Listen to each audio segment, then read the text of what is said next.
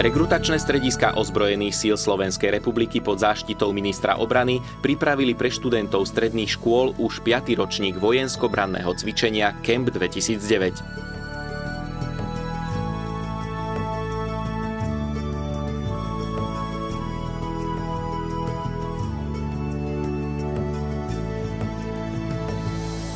Milí diváci, vítame vás pri sledovaní jubilejného Campu 2009.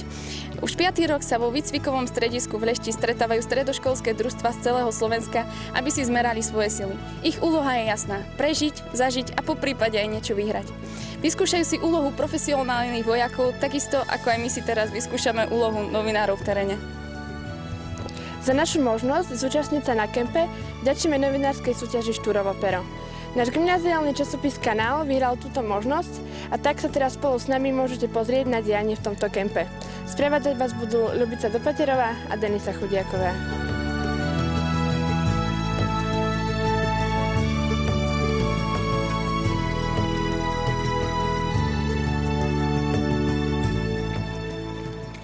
Pred 5 rokmi sme chceli vytvoriť niečo zaujímavé a prilákať nových záujemcov do ozbrojených síl. A ako jednou z fóriem sa nám zapáčila taká myšlienka, že nech si to teda študenti vyskúšajú a aby potom sa mohli na základe toho, čo zažijú trebárs vo výcvikovom priestore, aby sa mohli rozhodnúť, že či teda chcú v skutočnosti vstúpiť do ozbrojených síl. To bola pôvodná myšlienka.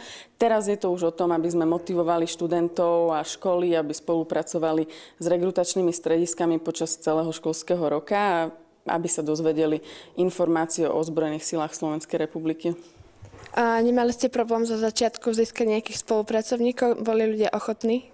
Na začiatku to bolo trošku také skeptické, niektorí tomu neverili, že bude táto aktivita možno pokračovať, ale dnes vieme, že mnohí profesionálni vojaci sem chodia veľmi radi, prispôsobia si svoj osobný život, svoje profesionálne povinnosti tak, aby sa na kempe mohli zúčastniť. A skutočne sú tu ľudia, ktorí boli aj pri vzniku a sú tu aj teraz po 5 rokoch, kedy môžeme povedať, že už 5. narodeniny je pekné výročie. A môžete ešte zhodnotiť za tých 5 rokov, čo už ste vlastne tu, ako sa kemp postupne vyvíja a či má ešte nejaké nedostatky alebo možno nejaké také plusy, ktoré ste spozorovali? Tak nedostatky samozrejme sa nájdú vždy a pre nás je to poučenie, že čo môžeme zlepšiť do budúcnosti.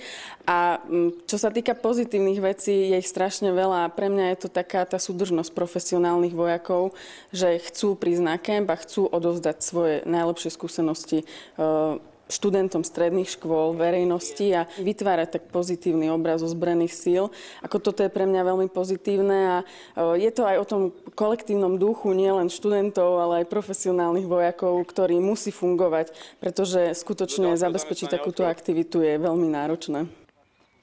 Čo vám robilo najväčšie problémy, najväčšie starosti pri prípravách?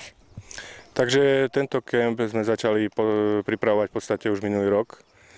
Na konci minuloročného kempu, kde i podľa názorov účastníkov, ktorí sa ho zúčastnili, a sú tu aj takí účastníci, ktorí minulý rok boli na tomto kempe, sme sa rozhodli realizovať jubilejný 5. ročník kempu 2009. Je tu sústredených mnoho profesionálnych vojakov, ktorí prezentujú jednotlivé odbornosti v ozbrojených silách.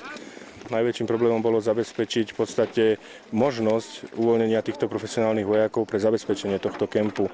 To znamená, že prebehlo mnoho súčinnostných dohovorov s jednotlivými veliteľmi útvarov, ktorí nám boli ochotní zapožičať vlastne profesionálnych vojakov a odtrhnúť ich od výcviku vlastného pre to, aby sme mohli vám, študentom, tu ukázať a priblížiť dianie v ozbrojených silách.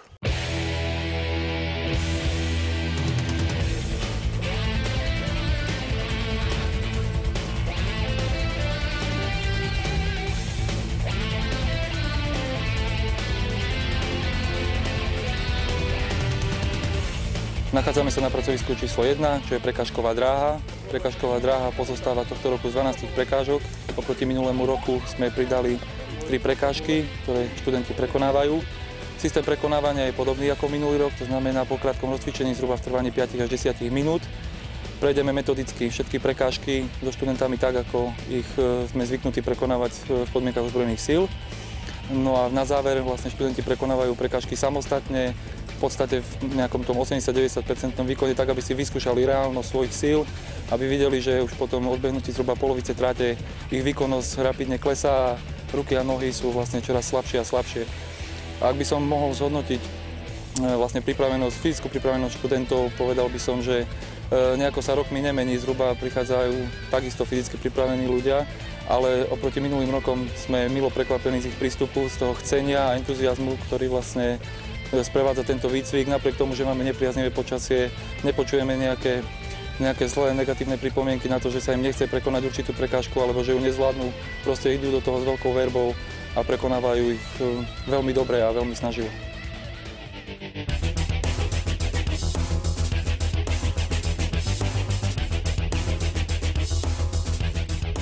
Na tomto kempe 2009 sme pripravili pre študentov stredných škôl prekážkovú dráhu, ktorej prekonávajú vodorovný travers vo výške zhruba 8 metrov, zlanenie z trenážera a následne vykonávajú šikmý travers z veže. Strach som mala, no proste. Už keď som to mala na sebe, tu, sedačku. Trenáže slúži aj na prekonávanie psychickej bariéry a odburávanie psychického stresu jednotlivca a zároveň zoceľuje fyzickú kondíciu a telesnú zdatnosť ako vojakov, tak všetkých príslušníkov, ktorí môžu na tomto cvičiť ako hasiči, ozbrojené zložky policajné alebo horská služba a podobne. Ako sa cítiš po tomto výkone? Bala si sa? Nie. A čo všetko si vyskúšala? Všetko. Napríklad? Horolezeckú stenu. A darilo sa ti? Áno, veľmi. Aspoň podľa môjho názoru.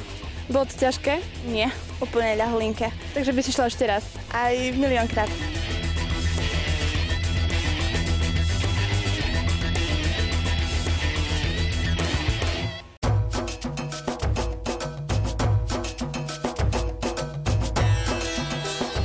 Čo všetko sa môžu študenti naučiť počas tejto sebaobrany? Tak počas tejto sebaobrany sa môžu naučiť hlavne základy bojového umenia jiu-jitsu a rôzne techniky, ktoré môžu očakávať v profesionálnom živote, keby sa stali profesionálnymi vojakmi.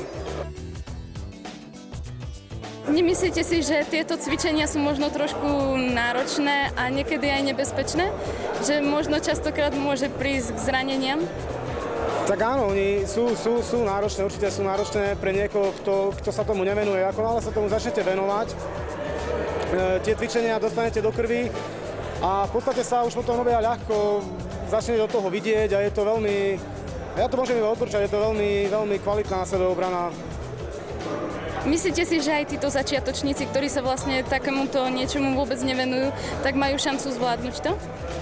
Áno, tieto techniky, ktoré ukazujeme, sú úplne techniky bez začiatočníkov, samozrejme, učíme to veľmi, veľmi pomaly, veľmi precízne, takže určite keď budú pozorní a budú sa snažiť, tak to zvládnu.